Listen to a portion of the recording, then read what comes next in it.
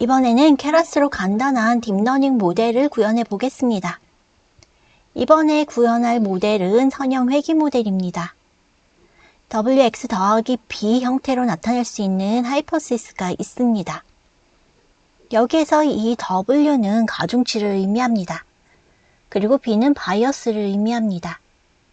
이때 w와 b를 구하기 위해서 코스트, 즉 손실을 줄여나가는 방향으로 학습을 하게 됩니다.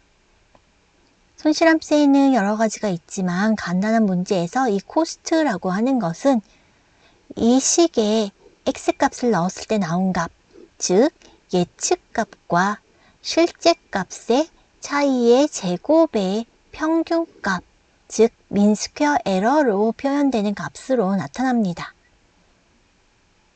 이것을 우리는 MSE라고 부르죠.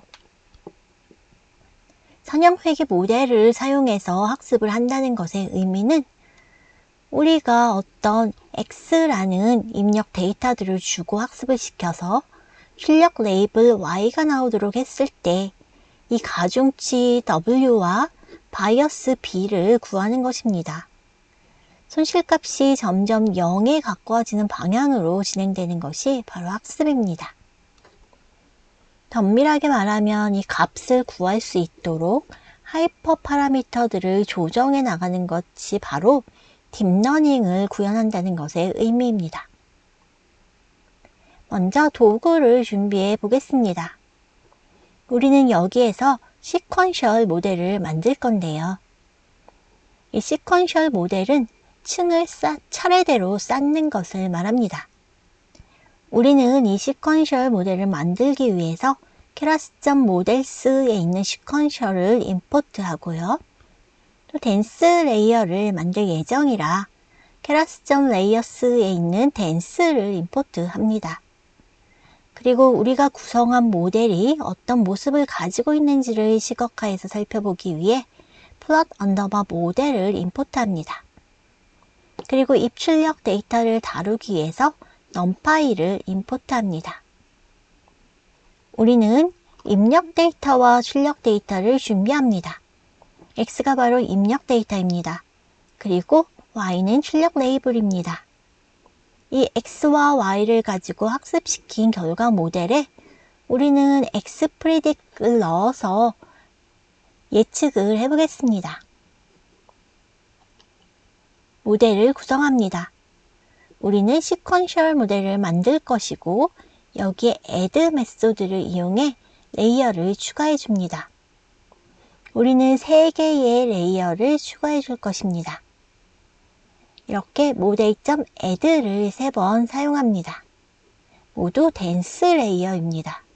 댄스 레이어라고 하는 것은 입력과 출력이 모두 연결되어 있는 레이어입니다. 첫 번째 레이어에서 우리는 입력은 1개 그리고 출력은 5개인 레이어를 구성합니다. 입력이 1개라고 하는 것은 input underbar dim은 1이라고 명시를 해줌으로써 정해 줄 수 있습니다. 이것은 가장 처음에 위치한 레이어에만 지정을 합니다.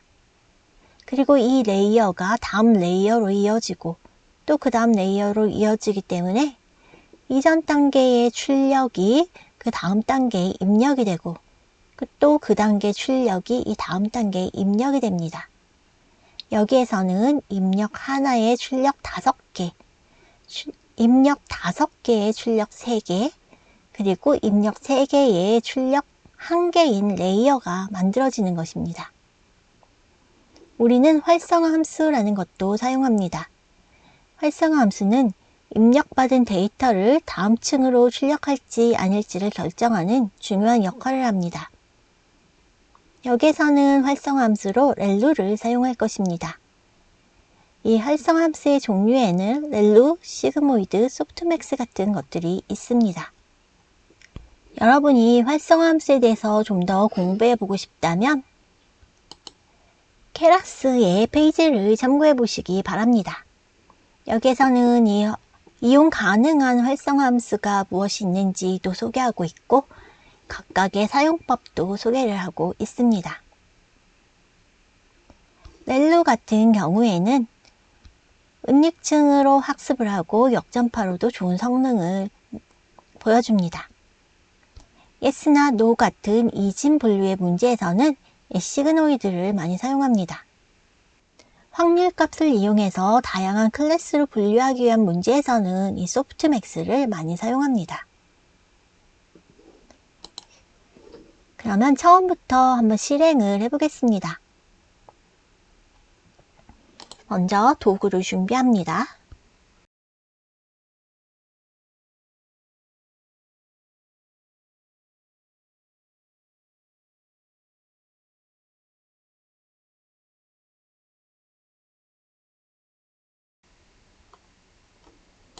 그리고 데이터를 준비합니다.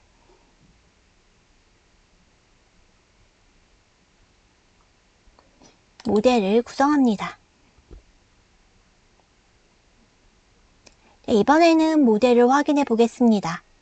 모델.summary를 이용해서 우리는 모델을 확인해 볼 수 있습니다. 여기서 여러분은 이 summary의 결과로 모델이 이런 식으로 구성된다는 것을 확인할 수 있습니다. 레이어가 나와 있고 아웃풋의 모양도 나와 있습니다. 파라미터의 개수도 나와 있습니다. 그러면 우리는 플롯 언더바 모델을 실행해서 이렇게 어떤 모양으로 나오는지 이미지로도 한번 보겠습니다.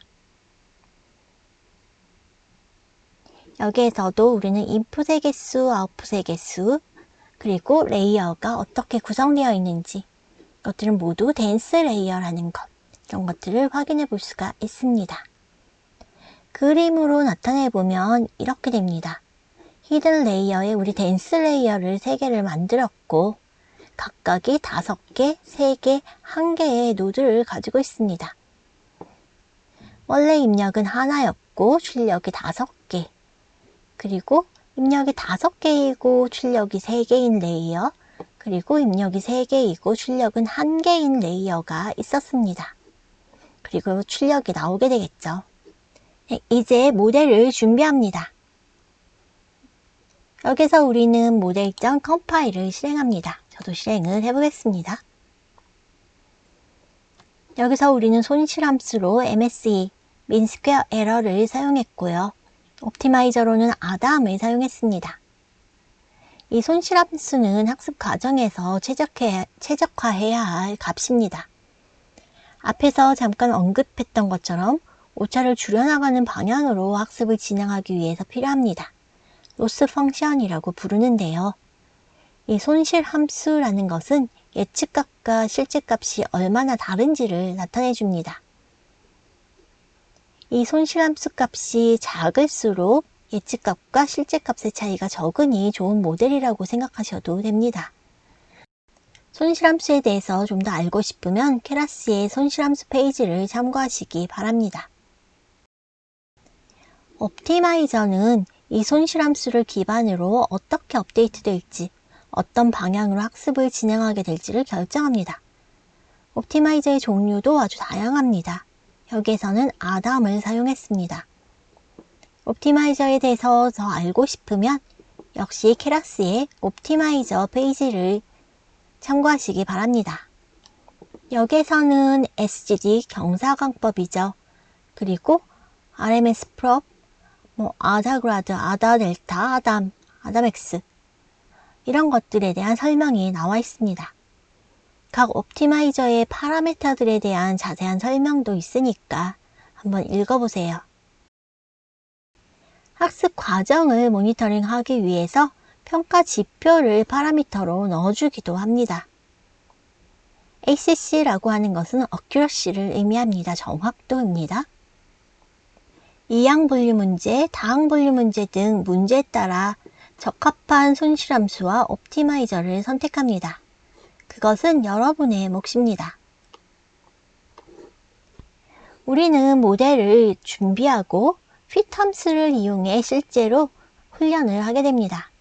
여기에서는 입력 데이터 X와 출력 레이블 Y, 그리고 에포크와 배치 사이즈를 지정해 주는데요.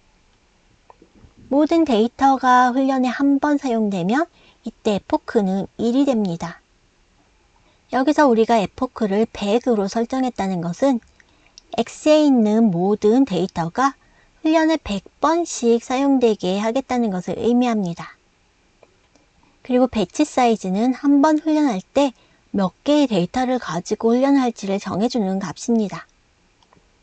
지금처럼 데이터 사이즈가 적을 때는 한 번에 훈련을 할 수가 있지만 만약 데이터 사이즈가 100만 개, 1000만 개 이렇게 많아지면 한 번에 훈련하기가 어렵습니다. 배치로 나누어서 훈련을 시키게 됩니다. 값을 특별히 명시해주지 않으면 기본값은 32입니다. 보통 32, 64, 128, 256 등 2의 제곱 형태로 개수를 정해주게 됩니다. 검증 데이터, 즉 validation 데이터가 있는 경우에는 fit할 때 검증 데이터를 넣어줍니다. 우리 fit을 실행시켜서 학습을 해보겠습니다. 이 경우에는 데이터가 아주 간단하기 때문에 아주 빨리 학습을 마쳤습니다. 100번을 했는데도 1초도 안 걸린 느낌입니다. 여기 보면 한 스텝당 1ms, 2ms 걸렸다고 나와 있습니다. 여기에는 손실함수 값도 나와 있는데요.